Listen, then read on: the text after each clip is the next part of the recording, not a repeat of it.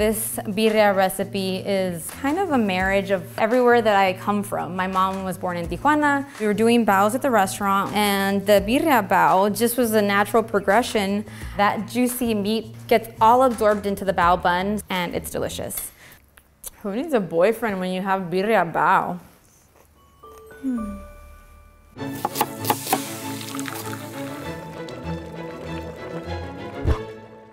Hi everyone, I'm Claudette Zepeda, executive chef of VAGA restaurant in San Diego, California. I don't know if you guys have heard, but my birria recipe was the most searched recipe in Food and Wine's website for 2020. And I'm gonna show you two really cool ways to use your leftovers. We're gonna start with our Bloody Maria and a bao bun with birria leftovers.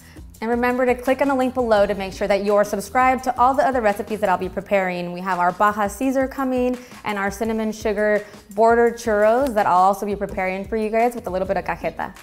So let's get started with our Bloody Maria.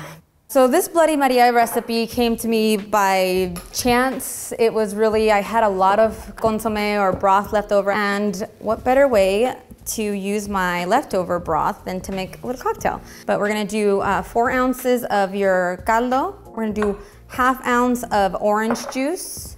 I have a little bit of vinegar. I have a little bit of salsa Maggi and whatever your favorite hot sauce is. Kind of pick your poison, choose your own adventure. Get a little bit of orange on the outside of my pint glass and just drop it into a chili powder. I always have a nice little rim as a garnish, and I'm just gonna top this with ice. And for this, I'm gonna use just a little scooch of tequila, about 1/2 ounce. Shake this baby up. For me, drinks are kind of like food. There's no right or wrong way to do it. It's whatever feels right for you. I'm just gonna pour that in. And you make sure your caldo is chilled so you can skim any excess fat that floats to the top. And we're gonna get our beer. I'm gonna open it like a true cook. You can garnish it with a little wedge of lime if you'd like. On the side. And there you have it, a really yummy, savory Bloody Maria. It is perfect in a really, really hot summer day. Savory, but refreshing at the same time. It is incredibly filling and you feel the warmth of the birria. If you're on a liquid diet, this works great. Enjoy, or provecho.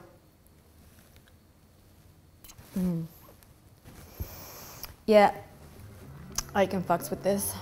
Let's get started with the Birria Bao. And I know it sounds intimidating making a dough from scratch, but I promise you this is so simple. It's way better than buying them frozen, and you'll see just how easy it is. First thing, we're gonna go 2.5 cups of flour into our mixer. I like using a pastry flour for this one, but you can also use AP flour. That's fine, whatever you have handy. So we're gonna go yeast in, then sugar. We're gonna go baking powder next, and your oil. I'm just gonna put my lid on, lock that in, open up the top so I can drop in my liquids. Hit go. You're just gonna drop in the milk, then your water. This is why this mixer is really cool. It kneads and then it pauses, and it helps the dough relax a lot faster. You don't wanna forget the salt, because there's nothing worse than dough that is unseasoned. It tastes like nothing. So make sure you add proper seasoning. And when you grab your dough, instead of having a lot of wonky edges, move it in a circle. And what that will do is it will give you an even circle when you go to roll out. I don't mind wonky, but in this instance, I would like it to be a nice, perfect round. We're gonna go into our bowl that has been lightly greased, and with a damp towel, cover it.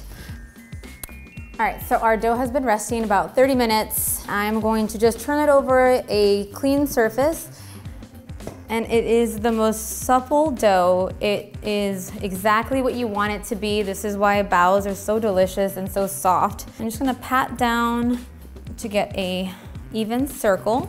I forgot a rolling pin, so we're gonna use a glass that we use to make our cocktail with. Use what you got. About I would say 1/4 of an inch on the thickness. Now you have your little circles. We're just gonna fold them in half and pop them into the bamboo steamer. So a little bit of room, they will grow. I don't want them to become this hybrid bao monster. Now you will let them rest, like I mentioned, 30 minutes. Dough likes to relax. I like to relax. Once they're nice and relaxed, you're gonna go ahead and put them in the steamer for about 12 minutes. So once your water is hot, about a slow simmer, gently put your baskets in. We are gonna time this for about 12 minutes, 12 to 13 minutes at 3.5 inches in diameter. If you were to do a smaller bao bun, you'd be about 10 minutes. And now we wait. My buns are now cool enough to the touch where I can start filling them. And just an assembly line, get my mise en place. The reason why these are so good is that the birria and the juices soak right into the bun and it makes it that much tastier. Let's get some onions, serrano slices. So I'm gonna fit 2 in here. And then I'm going to just slice a little piece of avocado right next to the meat. So every bite has a little bit of avocado. And we're gonna garnish with some cilantro leaves. And you're gonna go with your flowers. These cilantro blossoms, super beautiful, and the flowers taste like cilantro. There you go. You have a Birria Bao Buns. They're beautiful and they're delicious and nutritious. Tuck everything in there so it doesn't end up all over you, the floor, and perhaps whoever is next to you. And just tilt your head, pop your butt out, and take a bite.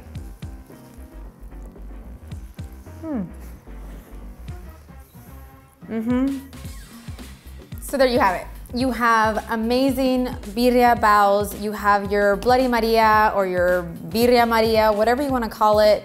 The drink that matches the beef. It's really satisfying to have all those steps come together to like the perfect bite. This is when you reap those rewards.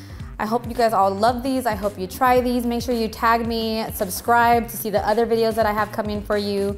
Tijuana style churros, border churros I call them, and the Caesar as well. Thank you guys, and I'll see you soon.